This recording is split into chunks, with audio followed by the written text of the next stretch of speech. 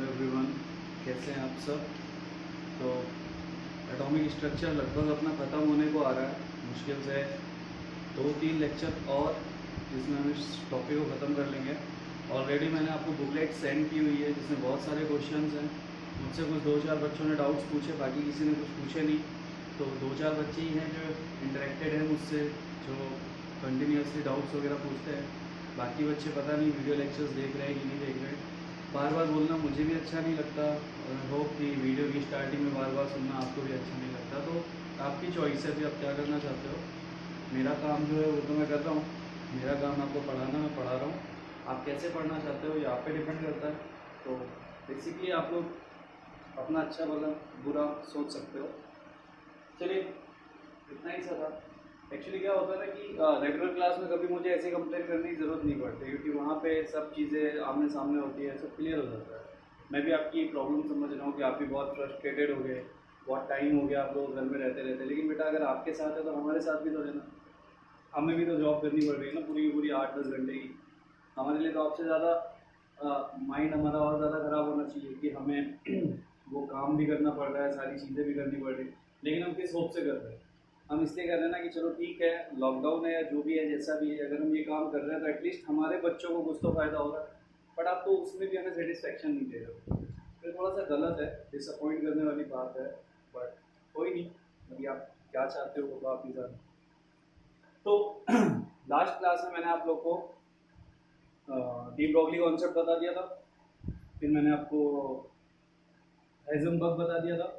ये दो कॉन्सेप्ट मैं आपको बता चुका था। हमारा एक कॉन्सेप्ट बचता था वेव पे, जिसे हमने नाम दिया था श्रोडिंगर वेव इक्वेशन। तो हम लास्ट में पढ़ेंगे। तो आज मैं आपको कुछ बेसिक चीज़ें बताता हूँ, ठीक है। देखिए, मैंने अभी तक आप लोगों को बताया है कि इलेक्ट्रॉन जो होता है वो कहाँ होता है, शेल, ये चीज़ बताइए। बट एक्चुअल में ऐसा नहीं होता।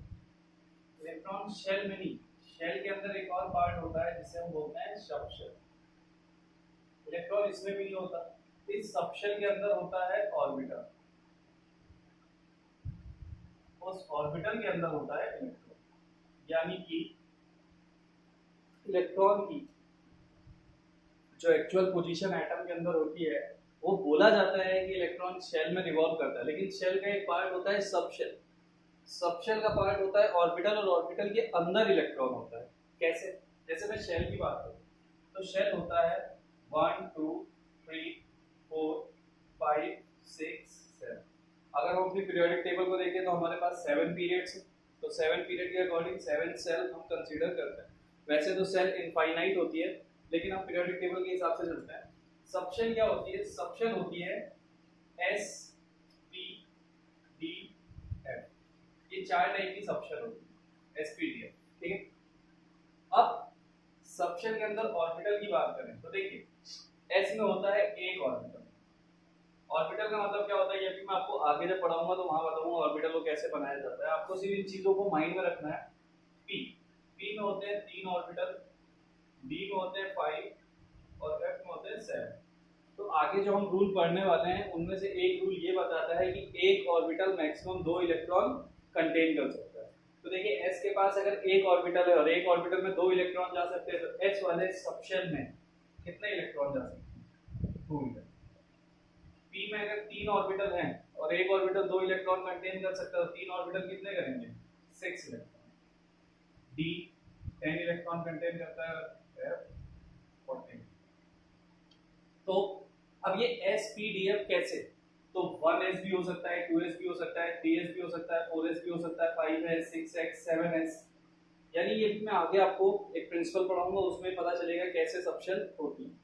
लेकिन आपको कितना याद रखना है कि एसपीडीएफ 4 टाइप की सबशेल है। एस में एक ऑर्बिटल होता है, पी में ऐसे रेशियो आता है एसपीडीएफ 1357, एसपीडीएफ 1357, ठीक है। इसको आपको याद करने की जरूरत नहीं है, ये तो 1 2 3 4 5 आपको पता है। शेल के एल एम पहली क्लास में मैंने आपको बताया था, ठीक। तो एस में एक ऑर्बिटल, पी में 3, डी में 5, एफ में 7 और एक ऑर्बिटल मैक्सिमम 2 इलेक्ट्रॉन रखता है, जो थोड़ी देर में मैं आपको बताने वाला हूँ किसने बोला है। तो एस में अगर आपसे कोई पूछे कि अगर कोई हमारे पास एस सबशेल है तो उसमें मैक्सिमम इलेक्ट्रॉन कितने जाएंगे, तो आप बोलोगे 2 इलेक्ट्रॉन। लेकिन 2 मैक्सिमम है, तो मिनिमम कितने जा सकते हैं? 1। यानी 1 मिनिमम 2 मैक्सिमम। 2 से ज्यादा नहीं हो सकते। एस में 3 इलेक्ट्रॉन कभी नहीं डालोगे आप डालोगे तो 2 इलेक्ट्रॉन डालोगे। और आप लोगों ने कॉन्फ़िगरेशन पढ़ा हुआ है, F1s 2s 2p, ये सब आपने पहले ही पढ़ा हुआ है, लेकिन ये हमारे पार्ट इस चैप्टर का पार्ट है तो मैं आपको पढ़ाऊंगा, जिसको हम नाम देते हैं अबाउ प्रिंसिपल। p में 3 ऑर्बिटल होते हैं, तो 3 ऑर्बिटल में मैक्सिमम इलेक्ट्रॉन 6, लेकिन मिनिमम कितने जा सकते हैं 1 to 6। एक भी जा सकता है, 2 भी जा सकता है, 3 भी जा सकता है, 4 भी जा सकता है, 5 भी जा सकता है और 6 भी जा सकता है, डिपेंड करता है। सपोज ये 2 पेन है, अब इन 2 पेन को मैं यहाँ रख दूं तो मेरे पास क्या है कि मैं 2 पेन यहाँ से उठा सकता हूँ। अब कोई मुझे बोले कि 4 पेन लाके दे दो, तो भाई 4 पेन होने तो चाहिए वहां पे कितने पेन है 2 पेन, तो मैं 2 ही पेन उठा सकता हूँ। वैसे ही अगर हमारे पास 6 इलेक्ट्रॉन होंगे तो हम 6 डालेंगे, और नहीं होंगे तो 6 से कम जितने भी होंगे हम उतने डालेंगे। ऐसा नहीं है, मैक्सिमम 6 डालेंगे, 7 नहीं डाल सकते। डी में 5 ऑर्बिटल होते हैं तो मैक्सिमम इलेक्ट्रॉन 10 आते हैं। एफ में 7 ऑर्बिटल होते हैं तो 14 इलेक्ट्रॉन आते हैं। तो ये मैं भी आपको डिटेल में थोड़ा सा और बताऊंगा, इसको सिर्फ आप एज अ रफ फॉर्म थोड़ा सा माइंड में स्टोर करने के लिए एक बार कहीं पे बना लो कि एक्चुअल में इलेक्ट्रॉन की पोजीशन क्या होती है। फिर अपन आगे जैसे जैसे कंटिन्यू करेंगे इन सब चीज़ों को डिटेल में पढ़ते हैं। तो अपन स्टार्ट करते हैं आज का लेक्चर, जो कि स्टार्ट होगा filling of electrons in orbitals.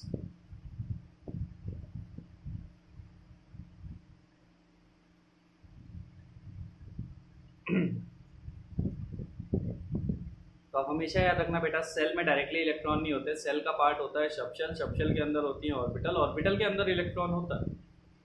SPDF 4 type की सबशेल होती है एस में, और इसको आप ऐसे डायरेक्टली याद कर सकते हो एसपीडीएफ 1357, और सबको 2 से मल्टीप्लाई कर देना तो नंबर ऑफ इलेक्ट्रॉन हो जाएंगे। ठीक है,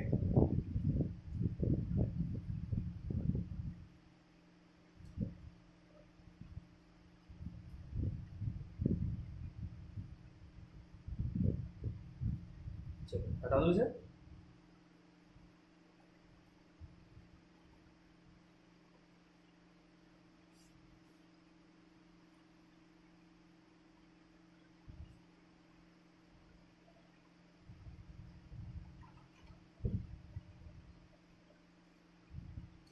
तो हम कैसे किसी भी एटम में इलेक्ट्रॉन की फिलिंग को समझते हैं, ये हम पढ़ने जा रहे हैं। तो हम सबसे पहले जो रूल पढ़ने जा रहे हैं उस रूल का नाम है अबाउ प्रिंसिपल। सबसे पहले जो रूल हम पढ़ने जा रहे हैं उसका नाम क्या है, अबाउ प्रिंसिपल। अभी अबाउ प्रिंसिपल क्या होता है, तो देखिए अबाउ ने सबशेल के रिगार्डिंग अपना एक प्रिंसिपल दिया था। उसने क्या बोला था, यानी इलेक्ट्रॉन की फिलिंग कैसे किसी एटम में की जाती है, यही सारी चीजें हम आज पढ़ने जा रहे हैं। सबसे पहले जो पढ़ रहे हैं उसका नाम है अबाउ प्रिंसिपल। ये क्या बोलता है, इलेक्ट्रॉन कैन फिल, 2 सेकंड में से इंक डाल देता हूं।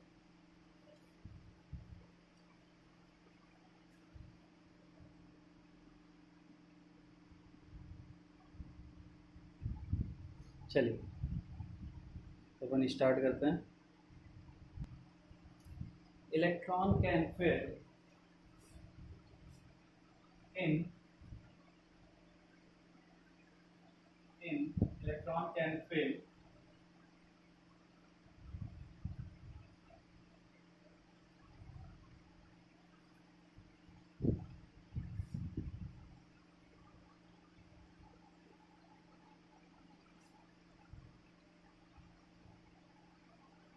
electron can fill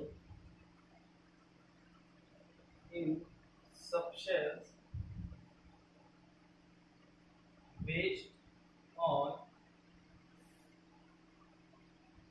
increasing order of their energies। या फिर और क्या बोला जा सकता है, और we can fill electrons in the orbitals in increasing order of their energies। यानी कि आप लोगों ने बोला था कि इलेक्ट्रॉन को अगर हमें ऑर्बिटल्स में फिल करना है तो हम उनकी एनर्जी का इंक्रीजिंग ऑर्डर देखेंगे कि किसकी एनर्जी कम है, किसकी एनर्जी ज्यादा है, उसी हिसाब से हम इलेक्ट्रॉन की फिलिंग करेंगे। ठीक है, सबशेल या फिर ऑर्बिटल दोनों। तो वो ऑर्डर कैसे निकाला जाता है वो मैं आपको बताता हूँ। पहले आप इसका स्टेटमेंट लिख लीजिए। Electron can fill in subshells based on increasing order of their energies, or we can fill electrons in the orbitals in increasing order of their energies। तो अब आपको ये सोचने की जरूरत नहीं है क्योंकि अभी लेक्चर स्टार्ट हुआ है, तो आपको अपने आप पता चल जाएगा कि कैसे एनर्जी का ऑर्डर देखा जाता है।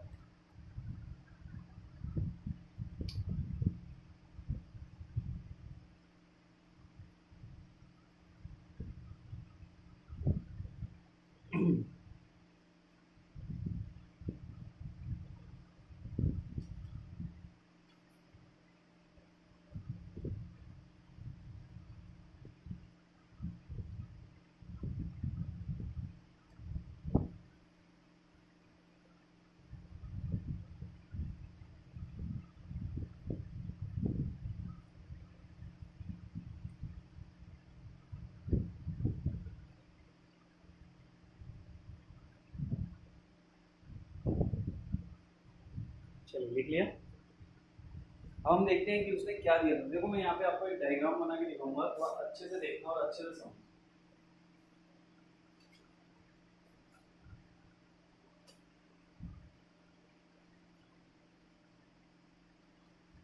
तो एक डायग्राम कैसे है, जैसे पहले हम यहाँ पे एन आपको पता है, एन इंडिकेट करता है सेल को।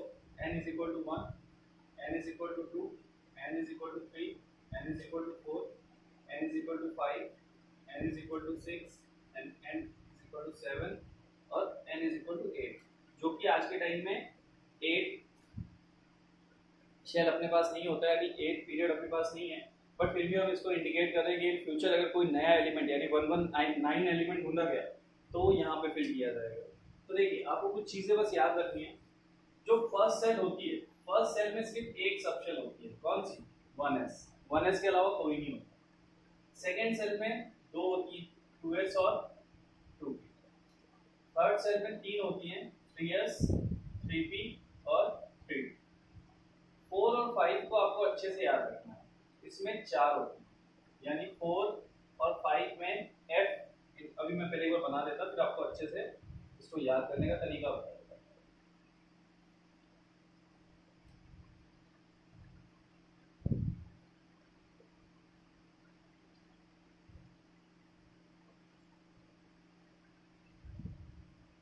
ये कुछ अपन ध्यान रखेंगे कि जो फर्स्ट सेल होती है उसमें एक ही सबशेल होता है 1s, सेकंड में होती है 2s और 2p। जो d स्टार्ट होता है यानी फर्स्ट में सिर्फ s, सेकंड से p स्टार्ट हो जाता है, थर्ड से d स्टार्ट हो जाता है और फोर्थ से f स्टार्ट हो जाता है। अब जैसे 1 2 देखो, अगर इसको मैं नंबर दूं तो इसमें 1, इसमें 2, इसमें 3, इसमें 4, तो ये 1 2 3 4 हो गया। तो नीचे का ऑर्डर रिवर्स हो जाएगा 4 3 2 1। तो आप इसको ऐसे याद रख सकते हो 1 2 3 4 4 3 2 1। यानी कि n is equal to 1 तो 1 1s, n is equal to 2 2 1 2s और 2p, n is equal to 3 तो तीन सबशेल आ जाएंगी 3s 3p 3d। 4 में 4 आ जाएंगी 4s 4p 4d 4f। तो 1 2 3 4 हो गया। अब 5 से रिवर्स होना स्टार्ट हो जाएगा, तो 5 में आएंगी 4, कौन कौन सी? 5s 5p 5d और 5f। 6 में 3 6x 6p 6d। 7 में 2, 8 में 1। यानी कि f सिर्फ दो ही, आपने देखा होगा f ब्लॉक एलिमेंट आपके पीरियोडिक टेबल में सबसे नीचे f ब्लॉक एलिमेंट है, तो उसमें दो ही सीरीज तो है, यानी दो ही लाइन तो उसमें दिखती है, लेंथेनॉइड्स और एक्टिनॉइड्स। इसीलिए f सिर्फ दो ही होते हैं, ना 6 के पास f होता है, ना 7 के पास होता है, ना 3, इनके पास तो हो ही नहीं सकता। ठीक है, तो आपको इस सीक्वेंस में इसको याद रखना है 1 2, यानी 1 2 3 4 5 6 7 8 1 2 3 4 4 3 2 1। इससे आप इजीली इसको सेट कर लोगे और अपनी जुबान पे ना जितना हो सके उतना स्पीडली इसको बोला करो, एसपीडीएफ एसपीडीएफ। तो एसपीडीएफ ये एक सीक्वेंस है, यानी SPD then F, SPD then F. तो आपको बहुत इजीली याद हो जाएगा। लेकिन ये कोई ऑर्डर नहीं, ये सिर्फ मैंने अरेंज करके बताया है कि फर्स्ट सेल में कौन सी सबशेल होती है, सेकंड में कौन सी होती है, थर्ड में। अरेंज तो हम करेंगे। अब देखिए उसने इंक्रीजिंग ऑर्डर देने के लिए उसने एक डायग्राम को कैसे प्रॉपर्ली सेट किया। तो देखो पहले मैं यहाँ साइड में बता देता हूँ, मैं ऐसे एरो बनाऊंगा। तो अगर मैं ऐसे एरो बना रहा हूँ तो ये टेल है, यानी यहाँ से मैं इलेक्ट्रॉन डालना स्टार्ट करूंगा और जहाँ हेड खत्म होगा वहां तक मैं इलेक्ट्रॉन डालूंगा। अब उसके बीच में अगर कुछ आ रहा होगा तो आप ये समझ लेना कि यहाँ से अपन चले, पहले इसमें इलेक्ट्रॉन डाला, फिर चले, फिर इसमें डाला, यहाँ जाके खत्म हो गया। तो अपन को ऐसे ही कुछ एरोस बनाने हैं, इस एरो का इंडिकेशन आप लोग समझ गए। तो देखिए सबसे पहले उसने बताया कि जो इलेक्ट्रॉन है वो जाता है 1s में, किसमें जाता है, तो प्रॉपर्ली बनाना, यानी सबसे पहले हम इलेक्ट्रॉन फिल करते हैं 1s में। तो हम देखो यहाँ से चले, 1s में डाला, यहाँ खत्म हो गया। फिर उसने बोला इलेक्ट्रॉन जाता है 2s में, हमने 2s में डाल दिया। फिर उसने बोला इलेक्ट्रॉन जाता है 2p में, 2p के बाद जाता है 3s में, खत्म हो जाता है। 3s के बाद जाता है 3p में, 3p के बाद जाता है 4s में। ये उसने एनर्जी का ऑर्डर दिया, यानी सबसे कम एनर्जी किसकी, 1s की, उससे ज्यादा 2s, उससे ज्यादा 2p, उससे ज्यादा 3s, उससे ज्यादा 3p, उससे ज्यादा 4s, 4s से ज्यादा 3d, 3d से ज्यादा 4p, 4p से ज्यादा 5s, 5s से ज्यादा 4d, 4d से ज्यादा 5p, 5p से ज्यादा 6s, 6s से ज्यादा 4f, 4f से ज्यादा 5d, 5d से ज्यादा 6p, 6p से ज्यादा 7s, 7s से ज्यादा, फिर ये ऑर्डर, यानी अगर मैक्सिमम एनर्जी देखोगे तो मैक्सिमम एनर्जी 8s के पास आएगी। तो ये था उसका इंक्रीजिंग ऑर्डर, जो मैंने बोला ना इलेक्ट्रॉन कैन फेल इन सब shells based on increasing order of their energies. तो इंक्रीजिंग ऑर्डर ऐसे ही निकाला उसने, यानी जो मैंने एरो का इंडिकेशन दिया है ना, इसको आप लोगों को अच्छे से समझना है। मैं सारे एरो को इक्वल कर देता जिससे आपको कंफ्यूजन नहीं हो। देखो ठीक है, यानी कि सबसे कम एनर्जी अगर आपसे पूछा जाए तो सबसे पहले इलेक्ट्रॉन जिसमें जा रहा है उसकी एनर्जी सबसे कम होगी। इंक्रीजिंग ऑर्डर का मतलब क्या है कि पहले इलेक्ट्रॉन इसमें गया तो मतलब इसकी एनर्जी कम, फिर इसमें जा रहा है इसका मतलब 1s से 2s की एनर्जी ज्यादा है, फिर इसकी 2s से भी ज्यादा है, 3s की 2p से ज्यादा है, 3p की 3s से ज्यादा, यानी एक ऑर्डर बन गया। तो पहले हम इलेक्ट्रॉन फिल करते हैं 1s में, यानी सबसे कम एनर्जी और सबसे ज्यादा एनर्जी यहाँ पे, तो ये ऑर्डर चलता चला जाता है। तो ये जो डायग्राम बनाया था उसने इसी डायग्राम से इंडिकेट किया था किसी भी एटम में इलेक्ट्रॉन के फिलिंग का इंक्रीजिंग ऑर्डर, यानी ये सब शेल का इंक्रीजिंग ऑर्डर है। तो सबसे कम एनर्जी होती है 1s के पास, उससे ज्यादा 2s के पास, उससे ज्यादा 2p, फिर 3s, फिर 3p, फिर 4s। एरो यहाँ से स्टार्ट हो रहा है, यहाँ तक फिल किया, इसके बाद यहाँ फिल किया, यहाँ खत्म हो गया। फिर हम टेल पे जाएंगे, फिर हम देखेंगे कैसे जा रहा है एरो, यानी ऐसे की ऐसे ही फिलिंग करनी है आपको, बीच में कुछ भी चेंज नहीं करना। जैसे फिलिंग दिखा रहा है ना वैसे की वैसे ही फिलिंग करनी है आपको, ऐसे फिल करते चले जाओ, आपका इलेक्ट्रॉन की फिलिंग हो जाएगी। यानी आप किसी भी एटॉमिक नंबर को उठा के उस एटम में इलेक्ट्रॉन को अरेंज कर दोगे कि किस सेल में किस सब शेल में कितने कितने इलेक्ट्रॉन्स हैं। तो आप लोग इस डायग्राम को बनाइए, फिर मैं आपको एक दो एग्जांपल कराता तो आपको और ज़्यादा अच्छे से क्लियर हो जाएगा। तो इस चीज़ को ऐसे याद रखना, 1 2 3 4 5 6 7 8, 1 2 3 4 4 3 2 1, ईजिली याद हो जाएगा। और ये ऑर्डर है। तो एरो का टेल जहाँ से स्टार्ट होगा वहाँ से हम इलेक्ट्रॉन फिलिंग करना स्टार्ट करेंगे, और जहाँ हेड होगा वहाँ तक हम इलेक्ट्रॉन को फिल करते रहेंगे। तो जल्दी से बना लीजिए इसको।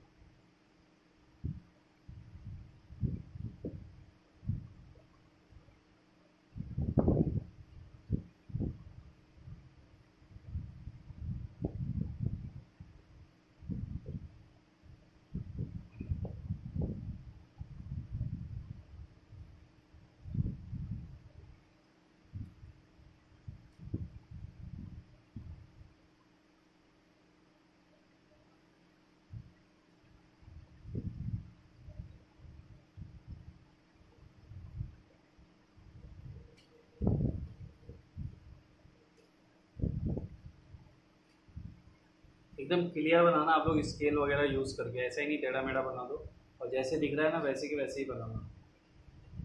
पहले इलेक्ट्रॉन जाता है, मैं इसका ऑर्डर भी लिख के बता देता तो साइड में लिख देता कि पहले इलेक्ट्रॉन किस में जाएगा, यानी एनर्जी का मैं रेशियो इधर लिख के बता देता।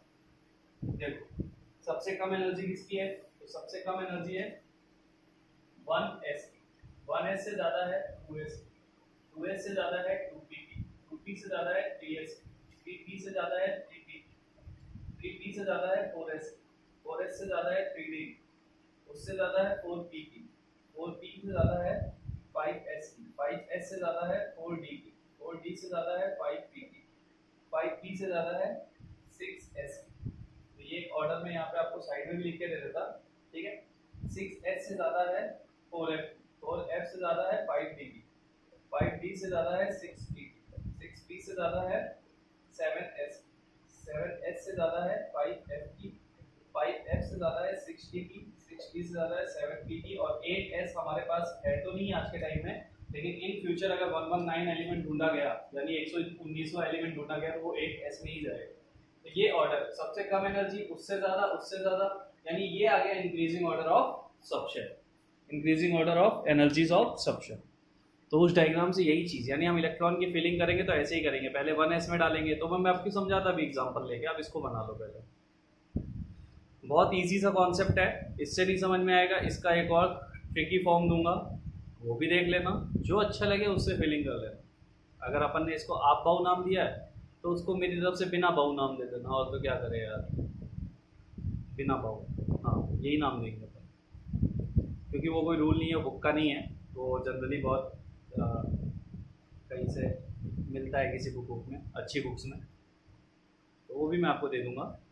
इसको भी देख लो, बना लो जल्दी से। चलो अगर नहीं बनाया हो तो बेटा वीडियो पॉज कर लेना और बना लो, ठीक है। हटा देता मैं इसको। दोनों में से मैं एक काम करता हूँ, डायग्राम तो चलो इसको रखूँ, इसको नहीं रखूँ, नहीं कंफ्यूज हो गया, दोनों ही रख लेते हैं, मैं किसी को नहीं हटा। सपोज करो मैंने अभी आपको बताया था कि S में मैक्सिमम इलेक्ट्रॉन कितने जाते हैं, 2, P में कितने जाते हैं, 6, D में कितने जाते हैं, 10, और F में कितने जाते हैं, 14। ये मैंने आपको स्टार्टिंग में बताया, तो इस चीज को आपको माइंड में रखना। सपोज करो मैंने लिया मैग्नीशियम, इसका एटॉमिक नंबर होता है 12। अब मैग्नीशियम का एटॉमिक नंबर है 12, इसका मतलब इसके पास इलेक्ट्रॉन कितने हैं, 12। ये मैंने आपको पहले लेक्चर में क्लियर किया था कि number of electron, proton, neutron कैसे कैलकुलेट किया था। तो 12 इलेक्ट्रॉन हमको सब शेल्स में डालने हैं। हम कैसे डालेंगे, तो चलिए स्टार्ट करते हैं। अब मैंने क्या बोला, 12 इलेक्ट्रॉन डालना है। 12 इलेक्ट्रॉन डालना है तो हम पहले स्टार्टिंग करेंगे कहाँ से, 1s। s में मैक्सिमम इलेक्ट्रॉन कितना जाता है, 2। अगर तुम्हारे पास 2 है तो डालो, नहीं है तो एक ही डालो। लेकिन हमारे पास यहाँ 12 है, यानी 2 से तो बहुत ज्यादा है, तो हम यहाँ 2 डाल सकते हैं ना। तो हम क्या करेंगे, पहले 1s में डालेंगे 2 इलेक्ट्रॉन, फिर 2s में कितना डालना हमको, 2s में भी 2 डालना है, 4 हुए। अभी भी हमारे पास बहुत इलेक्ट्रॉन। p में कितना डालते हैं, 6, 4, 6, 10, 10 हो गए। s में कितना डालेंगे, 2 हो गए 12। पहले डाला 1s में 2 इलेक्ट्रॉन, तो 2, फिर 2s में डाला 2 तो 4, फिर 2p में डाला 6, तो टोटल हो गए 10 इलेक्ट्रॉन, फिर 3s में डाला 2 तो टोटल हो गए 12 इलेक्ट्रॉन। अगर मैं इसका इलेक्ट्रॉनिक कॉन्फ़िगरेशन लिखूं, ठीक है, अगर मैं इसका इलेक्ट्रॉनिक कॉन्फ़िगरेशन लिखूं तो वो क्या हो जाएगा, 1s2, फिर 2s2, फिर 2p6, फिर 3s2। आप हमेशा जब शेल का नंबर चेंज होता है तो आप कॉमा लगाते हो, यानी यहाँ पे फर्स्ट सेल थी तो आपने कॉमा लगाया, सेकंड सेल में 2 सब शेल थी, आपने कोई कॉमा नहीं यूज किया इनके बीच में। उसके बाद थर्ड सेल आ रही थी तो आपने 2 सेकंड सेल और थर्ड सेल के बीच में कॉमा लगाया। तो अब इनको कॉमा से सेपरेट कर देते हो, ये इसका इलेक्ट्रॉनिक कॉन्फ़िगरेशन हो जाता है। तो ये किसका इलेक्ट्रॉनिक कॉन्फ़िगरेशन है, मैग्नीशियम का। 12 इलेक्ट्रॉन हमने फिल कर दिए। सपोज कीजिए हम ले लेते हैं 23, यानी 23 इलेक्ट्रॉन हमको फिल करना है, यानी वेनेडियम का इलेक्ट्रॉनिक कॉन्फ़िगरेशन करना है। तो आप लोग देखो 20 इलेक्ट्रॉन यहाँ तक हो गए, और इसमें आपने जितने इलेक्ट्रॉन आ सकते थे उतने ही डाले, कहीं ऊपर नीचे नहीं। इसमें 2 जा सकते थे, आपने 2 ही डाले, इसमें भी 2 जा सकते थे, आपने पूरा फुलफिल किया। 6 फुलफिल्ड है, 2 फुलफिल्ड है। अब इसमें कितना जाएगा, तो देखो यहाँ तक हो गया 20, हम और यहाँ तक हो गया 12, इसमें कितना डालेंगे 6, तो कितना हो जाएगा 12, 6, 18, यानी यहाँ तक 18 इलेक्ट्रॉन फिल हो गए। फिर इसमें 2 जाएंगे तो 20 हो गए। अब देखो डी में आप 10 इलेक्ट्रॉन डाल सकते हो मैक्सिमम 10, लेकिन कितने हो गए जरा काउंट करो, 2, 4, 10, 12, 18, 20, 20 हो गए। हमको डालने कितने थे, 23। तो हमारे पास क्या 10 इलेक्ट्रॉन बचे, नहीं बचे, 20 हमने फिल कर लिए। 23 हमारे पास मैक्सिमम थे, क्योंकि atomic number defined the number of electrons, ठीक है। और कोई चार्ज वार्ज तो है नहीं, ये सब चीज आप बहुत अच्छे से समझ चुके हो, बार बार मैं बता के टाइम वेस्ट नहीं करूंगा। तो 23 इलेक्ट्रॉन फिल करने थे हमें, लेकिन यहाँ तक 20 हो चुके। तो मैंने क्या बोला, अब नहीं है तो डी में उतने ही डालोगे ना जितने बचे हैं। तो हमारे पास 3 इलेक्ट्रॉन बचे थे, हमने डाल दिए, तो डी में 3 चला गया। तो अब इसका इलेक्ट्रॉनिक कॉन्फ़िगरेशन करें तो क्या आएगा, 1s2, 2s2, 2p6, 3s2, 3p6, 4s2, 3d3।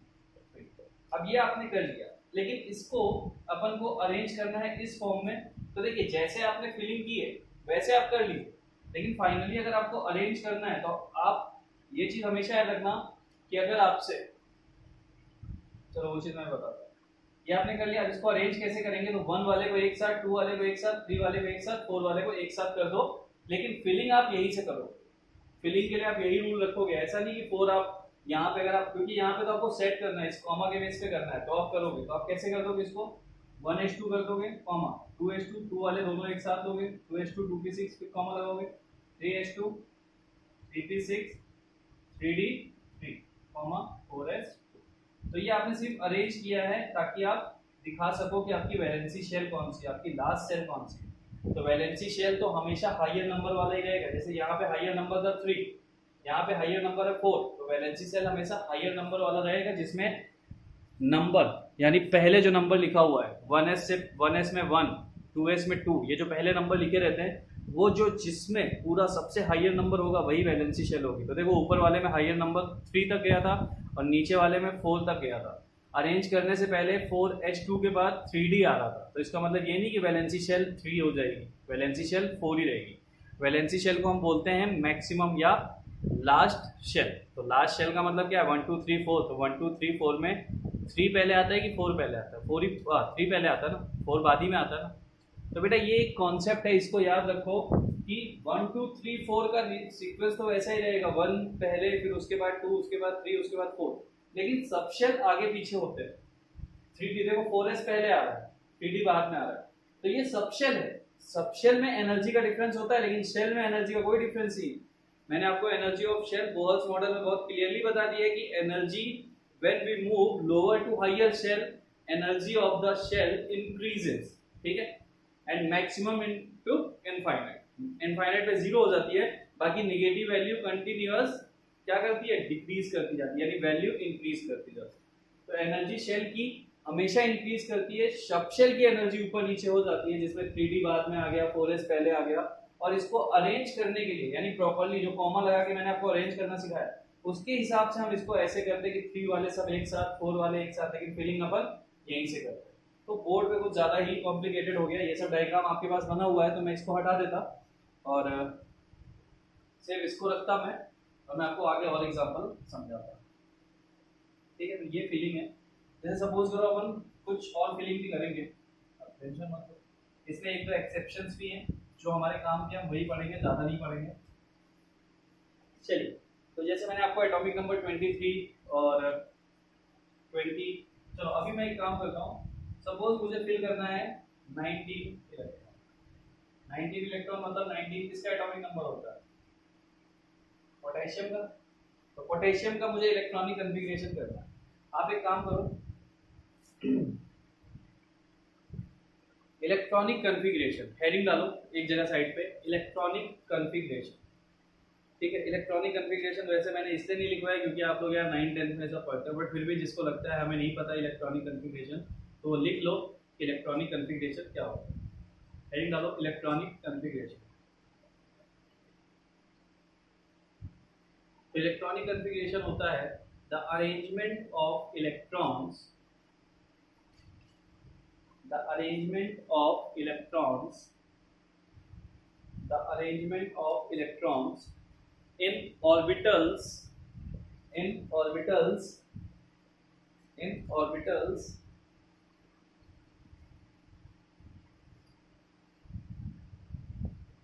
is defined as electronic configuration, is defined as electronic configuration। ठीक है, तो लिख लिया होगा इलेक्ट्रॉनिक कॉन्फ़िगरेशन, मैक्सिमम बच्चों को पता होगा, जिनको नहीं पता था उनके लिए था।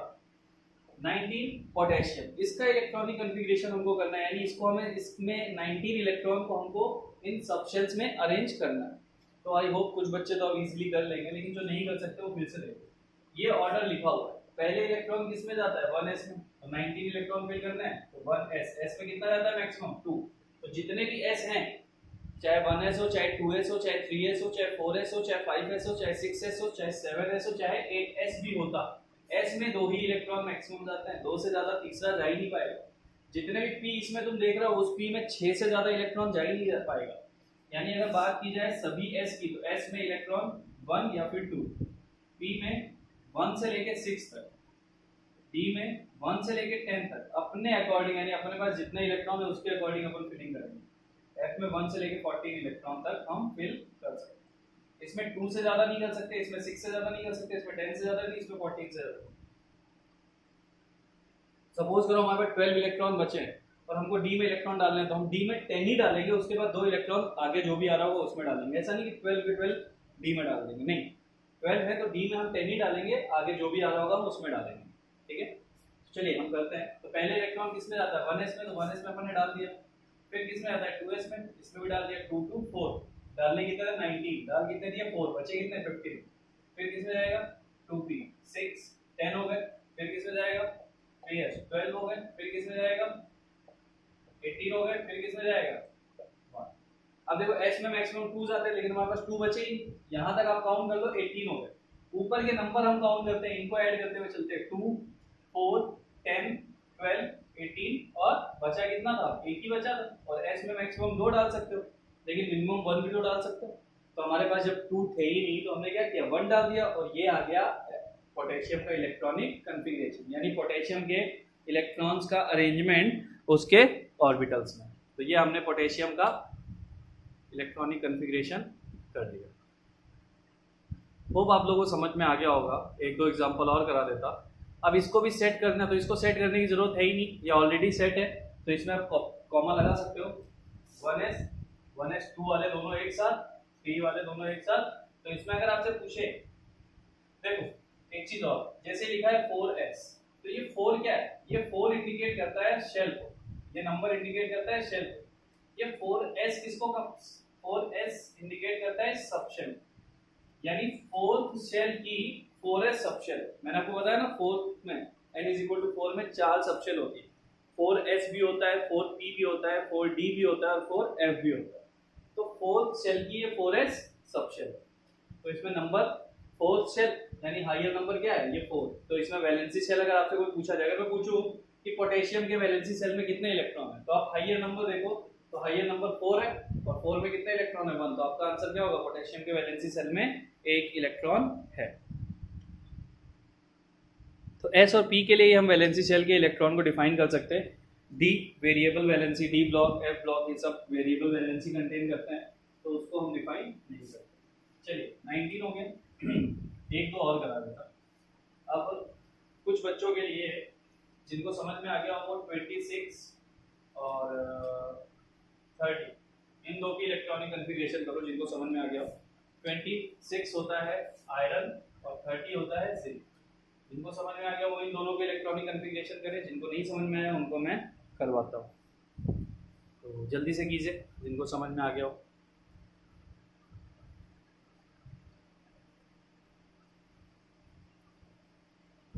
वीडियो पॉज करके करो, बाकी लोग मेरे साथ थे। 26 आयरन। अब देखिए हमको कितने इलेक्ट्रॉन फिल करने हैं, 26। हम यहाँ से देखते हैं, डायग्राम आपके पास है। पहले इलेक्ट्रॉन किस में जाता है 1s, कितना जाता है तो हम देख लेते हैं। पहले इलेक्ट्रॉन जाता है 1s में, तो 1s में कितना 2। फिर किस में आता है 2s में 2। 26 इलेक्ट्रॉन यानी 2 इलेक्ट्रॉन फिल करना तो अभी बहुत इलेक्ट्रॉन हमारे पास, हम सबको फुलफिल करते चलते हैं। फिर जाता है 2p में 6, फिर जाता है 3s में 2, फिर जाता है 3p में 6, फिर जाता है 4s में 2। अब काउंट कर लो, 2 4 10 12 18 20 इलेक्ट्रॉन यहाँ तक आ चुके, यानी 4s तक हमने 20 इलेक्ट्रॉन डाल दिया। डालने कितने हैं 6 इलेक्ट्रॉन, और अगला सबशेल कौन सा है 3d, तो इसमें कितना जाएगा 10 तो जा नहीं सकता, तो इसमें कितना डालोगे 6। तो ये हो गया इसका इलेक्ट्रॉनिक कॉन्फ़िगरेशन। अब सपोज मैं इसको तुम्हें अरेंज करना नहीं सिखाऊं, ये सब तो बच्चों को सिखाया जाता है, तुम्हें क्या सिखाऊं, तुम अरेंज मत करो, तुमने ऐसे ही फिलिंग करके रखी। अब यहाँ से मेरा क्वेश्चन है कि बताओ आयरन का वैलेंसी शेल कौन सा, तो तुम्हारा आंसर क्या होगा 3d। नहीं, 3d उसका वैलेंसी शेल नहीं है। 3 में नंबर तो 3 है ना, लेकिन उससे बड़ा नंबर हमारे पास 4s के पास है 4, तो हमारा वैलेंसी शेल कौन सा है 4। तो हम क्या बोलेंगे कि इसमें जो वैलेंसी शेल है वो 4s है। और Fe आप जानते हो कि Fe +2 भी कंटेन करता है, +3 भी कंटेन करता है, तो इनके लिए हम जनरली नहीं डिफाइन करते, बट फिर भी आपको हायर नंबर ही देखना है वैलेंसी शेल को डिफाइन करने के लिए। बात अगर S और P की हो रही हो तो जनरली SP के लिए तो आप हायर नंबर ही देखोगे। तो इसमें Fe वाले केस में हायर नंबर 4s का है, ना कि 3d है। हाँ एनर्जी 4s सबशेल, 4s मतलब सबशेल, 3d मतलब सबशेल, लेकिन 4 मतलब शेल, 3 मतलब शेल। तो आप ये बोल सकते हो कि 4s सबशेल की एनर्जी 3d सबशेल से कम है, लेकिन थर्ड सेल की एनर्जी ऑलवेज कम रहेगी 4 शेल से। तो बहुत इजी कॉन्सेप्ट होते हैं, बहुत ज़्यादा इजी कॉन्सेप्ट होते हैं, लेकिन इनको पढ़ाते पढ़ाते ना मतलब ऐसा फील हमें खुद से होता है जैसे पता नहीं हम क्या पढ़ा रहे हो। एक तो हमने इसको इतना इजी खुद के लेवल पे मान लिया है ना कि फिर हमें मतलब इसका क्राइटेरिया ही नहीं समझ में आता, हम इसमें क्या क्या तो बताएं क्या क्या छुपाएं। तो आप लोग प्लीज़ थोड़ा मेंशन तो किया करो यार, आप लोगों को क्या चीज़ें समझ में आ रही है क्या नहीं आ रही है। कुछ भी नहीं समझ में आ रहा, मतलब पढ़ाए जा रहे हैं पढ़ाए जा रहे हैं। इसीलिए आप लोग को ज़्यादा, अब पहली बात तो आप लोग को ज़्यादा लेक्चर ही नहीं दे रहा मैं, क्योंकि बाकी लेक्चर्स आप लोग ऑलरेडी बहुत पेंडिंग करके छोड़ चुके हो आप लोग। इसीलिए केमिस्ट्री के लेक्चर टाइम टू टाइम आपको बहुत लिमिटेड लेक्चर्स मिल रहे हैं, 1-2 वीक में आपको 3 लेक्चर मिल रहे हैं 4 की जगह। उसमें भी टाइमिंग थोड़ा शॉर्ट कर देता ताकि आप लोग कम से कम अच्छा काम करो, प्रोडक्टिव काम करो। लेकिन पता नहीं आप लोग कुछ कर रहे हो कि नहीं कर रहे हो यार, बड़ा कन्फ्यूजन क्रिएट कर रखता है। चलो अब 30 वाले की फिलिंग करते हैं। तो 30 वाले की लोगों ने कर ली होगी, जिसने नहीं की वो देखो। पहले इलेक्ट्रॉन जाएगा वाले यहाँ तक, देखो यहाँ तक कितने इलेक्ट्रॉन होते हैं 20 तो हो ही जाते हैं ना, तो इसको एज इट इज छाप देता हूँ। इसमें तो कोई चेंज नहीं आएगा ना भाई। 3p6 4s यहाँ तक हो गए 20 इलेक्ट्रॉन। अब 10 इलेक्ट्रॉन डालना है और अगला क्या आता है, तो देखो यहाँ पे सब फुलफिल है, यानी जिंक वाले केस में डी में 10 इलेक्ट्रॉन चलेगा। तो 10 हमारे पास थे इसलिए हमने यहाँ पे 10 इलेक्ट्रॉन डाल दिए, यहाँ नहीं थे इसलिए हम नहीं डाल पाए। तो आपको अब मैं ऐसे अरेंज करना नहीं सिखाऊंगा कॉमा वॉमा के बेस में, अब वो सब आप अरेंज करना सीख जाओ कि आप लोगों को ये चीज पता होना चाहिए कि shell 3d 4s 1s 2s ये सब शेल होती है, लेकिन जो इनके सामने नंबर लिखे हुए हैं 1 2 3 4 ये शेल होती है, ठीक है। और शेल की एनर्जी फिर से बता रहा, शेल की एनर्जी चाहो तो इस चीज को कहीं पे कॉपी के टॉप पे लिख लो। सेल की एनर्जी हमेशा नंबर के अकॉर्डिंग इंक्रीज करती है, यानी फर्स्ट सेल की एनर्जी से सेकेंड सेल की एनर्जी ज्यादा होगी, सेकेंड सेल की एनर्जी से थर्ड सेल की एनर्जी ज्यादा होगी, थर्ड सेल की एनर्जी से फोर्थ सेल की एनर्जी ज्यादा होगी।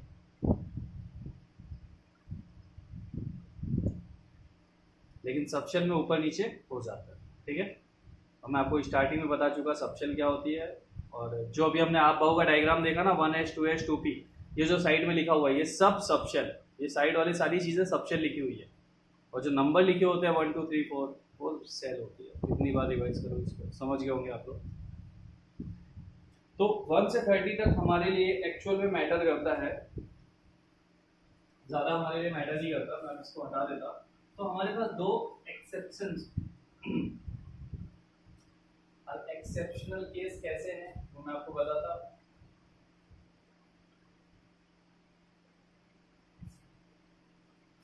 तो देखिए दो एटॉमिक नंबर याद रखना, एक 24 क्रोमियम और एक 29 कॉपर। अगर नॉर्मली मैं तुमको अगर ये बोलूं कि इसकी इलेक्ट्रॉन की फिलिंग करो तो तुम कैसे करोगे, 1s2 2s2 2p6 3s2 3p6 4s2 3d4, तुम ये करोगे। और इसकी क्या करोगे, 1s2 2s2 2p6 3s2 3p6 4s2 3d9,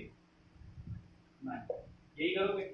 but ये दोनों कॉन्फ़िगरेशन गलत है, ना तो ये कॉन्फ़िगरेशन सही है ना तो ये कॉन्फ़िगरेशन सही। पहले ही बोल दिया कि ये क्या है, ये एक्सेप्शनल केसेस में है, उसको चेंज आता है इसीलिए उसको एक्सेप्शन बोला जाता है। तो इसमें क्या चेंज आता है, देखो इसमें 1s2 2s2 2p6 3s2 3p6 4s और 3d, इन दोनों में चेंज आता है। कैसा चेंज आता है, तो देखो 4s में 2 इलेक्ट्रॉन है, तो 24 और 29 में s में एक ही इलेक्ट्रॉन जाता है।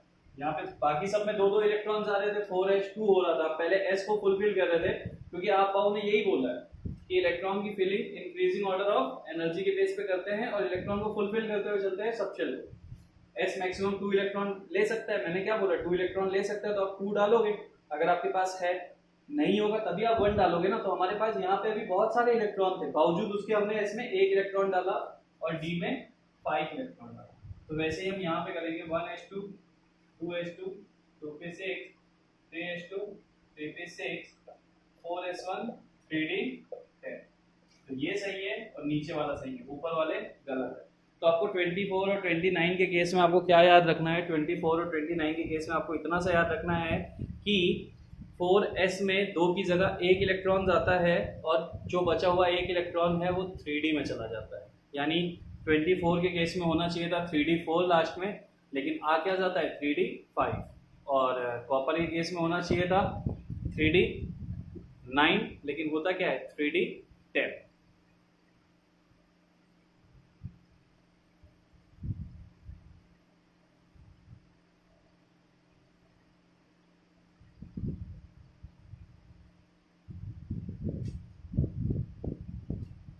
तो चलिए मैं इसका रीज़न बता देता। इसका रीज़न क्या होता है, ठीक है। अब रीज़न देखो, आप लोगों को जानने से पहले आप लोगों को थोड़ी सी बातें और समझनी पड़ेंगी कि भाई रीज़न तो मैं आपको बता दूंगा, कोई दिक्कत नहीं है, इसमें तो कोई प्रॉब्लम नहीं है। बट ये रीज़न आया कहाँ से, कैसे भाई ऐसे सोचा गया, कैसे क्या हुआ?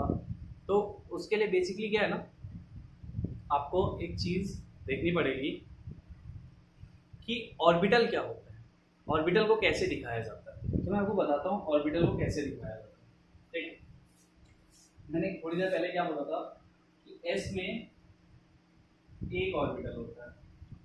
तो ऑर्बिटल, एक ऑर्बिटल का मतलब हम उसको ऐसे बॉक्स से दिखाते हैं, यानी एस में एक बॉक्स, ये बॉक्स ऑर्बिटल है, इसमें इलेक्ट्रॉन डालते हैं। तो इसमें इलेक्ट्रॉन कितने बोलते हैं? 2 इलेक्ट्रॉन। तो इलेक्ट्रॉन को हम ऐसे डालते हैं, अपवर्ड और डाउन। पी में मैंने बोला 3 ऑर्बिटल है, तो आप कंबाइंड फॉर्म में 3 बॉक्स बना दोगे। 6 इलेक्ट्रॉन मतलब 1 2 3 4 5 6।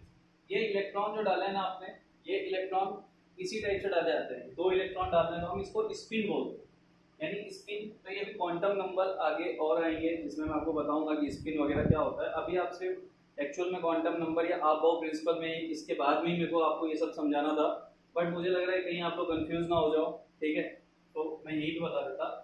तो ऑर्बिटल का मतलब होता है बॉक्स। तो एस में एक बॉक्स होता है जिसमें 2 इलेक्ट्रॉन जाते हैं। तो एक इलेक्ट्रॉन को आप अपवर्ड एरो से इंडिकेट करते हो, दूसरे को डाउनवर्ड। ये इंडिकेट करते हैं इलेक्ट्रॉन के स्पीड। यानी अगर आपने इलेक्ट्रॉन को ऐसे डाला है तो आप बोलते हो कि आपने इलेक्ट्रॉन की फिलिंग क्लॉकवाइज की, और अगर आप इलेक्ट्रॉन को ऐसे डालते हो तो आप बोलते हो एंटी क्लॉकवाइज। तो एक ऑर्बिटल में अगर 2 इलेक्ट्रॉन डाले जाते हैं तो एक क्लॉकवाइज डाला जाता है और एक एंटी क्लॉकवाइज। तो आपने एस में एक ऑर्बिटल, एक बॉक्स बनाया, एक क्लॉकवाइज डाल दिया, एक एंटी क्लॉकवाइज। पी में 6 इलेक्ट्रॉन आते हैं, 3 बॉक्स आपने बनाए क्योंकि 3 ऑर्बिटल होते हैं, ये ऑर्बिटल के नंबर है। तो मैंने सबसे स्टार्टिंग में जो चीज बताई थी वही मैं यहाँ पे आपको एक्सप्लेन कर रहा हूँ, ठीक है। तो 3 ऑर्बिटल, 6 इलेक्ट्रॉन आपने डाल दिए। डी, बात की जाए डी की, तो डी में 5 ऑर्बिटल होते हैं, तो 5 बॉक्स बना दो, 1 2 3 5। अब इसमें क्या होगा 10 इलेक्ट्रॉन, तो एक में 2, फिर इसमें भी 2, इसमें भी 2 इलेक्ट्रॉन, इसमें भी 2 इलेक्ट्रॉन, इसमें भी 2 इलेक्ट्रॉन, ठीक। एफ में 7, तो 7 बॉक्स बना दो। यानी ये बॉक्स जो मैं बना रहा हूँ ना, इसे ही हम ऑर्बिटल से इंडिकेट करते हैं। 3 4 5 बन गए।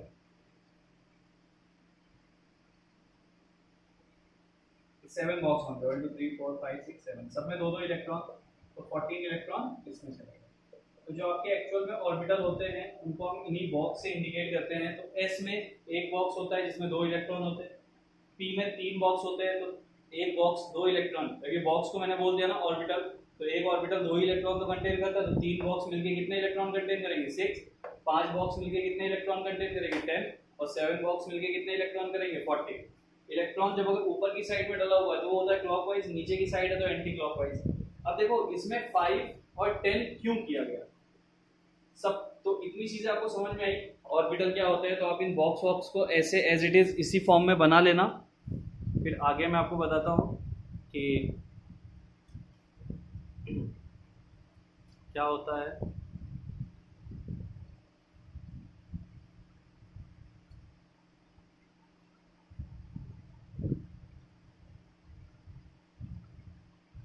तो वीडियो पॉज करके आप लोग इसे थोड़ा सा फॉर्म कर लेना, मैं बता देता अभी डी को उठा के सीधा सीधा।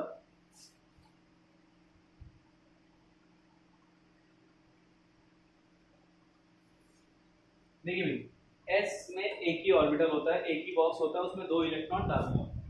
तो आप 2 इलेक्ट्रॉन को कैसे भी डालो कुछ भी फर्क नहीं पड़ता। लेकिन पी, डी और एफ, ये पी है, ये डी है, और इन दो से समझा देता एफ एज इट इज है। पी और डी हमने ले लिया।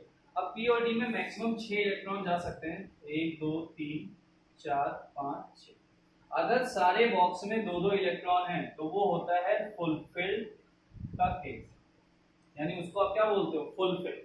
तो ये बहुत ही ज्यादा स्टेबल केस होता है, यानी अगर ऑर्बिटल फुलफिल्ड है तो वो बहुत ही ज्यादा स्टेबल होगा। देखो यहाँ पे अगर मैं दो दो इलेक्ट्रॉन डाल दूं तो टोटल कितने इलेक्ट्रॉन चले जाते हैं, 10। तो ये भी क्या हो गया, फुलफिल्ड। तो फुलफिल्ड अगर ऑर्बिटल आपका फुलफिल्ड है तो बहुत ही ज्यादा स्टेबल केस माना जाता है। अगर पी में 3 ऑर्बिटल्स हैं और तीनों में सिंगल सिंगल इलेक्ट्रॉन, तो ये केस होता है हाफ फिल्ड का, यानी कि 3 ऑर्बिटल हैं और तीनों में दो दो की जगह एक एक इलेक्ट्रॉन है, तो वो केस होता है हाफ फिल्ड का। हाफ फिल्ड का केस भी बहुत ज्यादा स्टेबल होता है। तो डी में ये केस कब आएगा, जब पांचों ऑर्बिटल में एक एक इलेक्ट्रॉन चले जाए। ये भी डी का केस। वैसे ही एफ का केस आ जाएगा, अगर एफ में सातों में दो दो इलेक्ट्रॉन है तो फुल फिल्ड, और सातों में अगर एक एक इलेक्ट्रॉन है तो हाफ फिल्ड। तो ये हो गया हाफ फिल्ड का केस। तो ये भी बहुत ज्यादा स्टेबल है। अब मुझे एक बात बताओ कि अगर मैं इसका और इसका कॉन्फ़िगरेशन बनाऊं तो डी में 5 ऑर्बिटल होते हैं, 1 2 3 4 5, 1 2 3 और 4, 1 2 3 4 और 5। ऊपर वाले में डी में 4 इलेक्ट्रॉन जाते हैं, तो 4 में डाला हमने तो एक क्या हो गया, वैकेंट रह गया। लेकिन जब हमने एस का एक इलेक्ट्रॉन इसमें डाल दिया तो डी में 5 हो गए। और यहाँ जब हम देख रहे हैं तो क्या आपको हाफ फील्ड का केस नहीं दिख रहा, यहाँ पे हाफ फील्ड का केस आ गया ना। तो हाफ फील्ड करने के लिए इसको स्टेबल, यानी इस कॉन्फ़िगरेशन को स्टेबल करने के लिए हम एस का एक इलेक्ट्रॉन डी में जंप करवा देते। वैसे अगर यहाँ देखो तो डी में 10, यानी ये वाला केस हो जाएगा फुलफिल का। लेकिन 9 करते तो 9 का मतलब क्या होता है, एक इलेक्ट्रॉन कम ही रहता था, रहता था कि नहीं रहता था। तो हम इसे फुलफिल करने के लिए हमने एस का एक इलेक्ट्रॉन डी में डाल दिया। तो ये उनका एक्चुअल कॉन्फ़िगरेशन है, जिसको एस के एक इलेक्ट्रॉन को जंप करवाने से हम उनके कॉन्फ़िगरेशन को बहुत ज्यादा स्टेबल कॉन्फ़िगरेशन बनाते हैं। दैट्स व्हाई हम एस से एक इलेक्ट्रॉन जंप करवा के डी में डाल देते हैं इन केस ऑफ 24 एंड 29।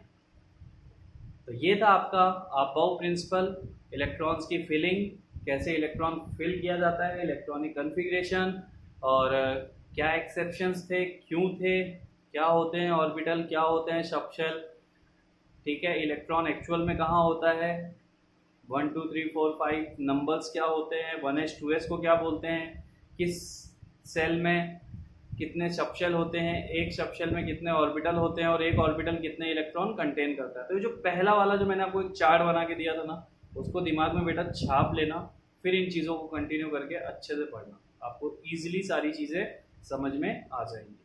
तो होप आपको आज का लेक्चर बिल्कुल अच्छे से समझ में आ गया होगा। अबाव प्रिंसिपल इतना बड़ा नहीं था, लेकिन बहुत बड़ा कर दिया गया इस लेक्चर को, क्योंकि कुछ समझ में नहीं आता। आप लोग अगर आप लोग अच्छा रिस्पॉन्स करते तो शायद मैं इसको 30 मिनट में ख़त्म कर देता इस पूरे लेक्चर को, यानी ये सारी चीज़ें मैं आपको 30 मिनट में अच्छे से बता के निकल जाता। लेकिन मेरे मन में यही डाउट है कि बच्चे पता नहीं कैसे हैं, पढ़ पा रहे हैं कि नहीं पढ़ पा रहे। तो मैं भी क्या करूँ यार, फीडबैक नहीं ख़राब कर सकता ना अपना कोचिंग के सामने। अब आप लोग की वजह से आप काम नहीं कर रहे हो, आज तक ऐसी कोई चीज़ है नहीं। तो ठीक है, अब आप यही चाहते हो कि आपको बहुत ज़्यादा डिटेल में चीज़ें बताई जाए, तो बहुत ज़्यादा डिटेल में बताएंगे, कोई दिक्कत नहीं है मुझे।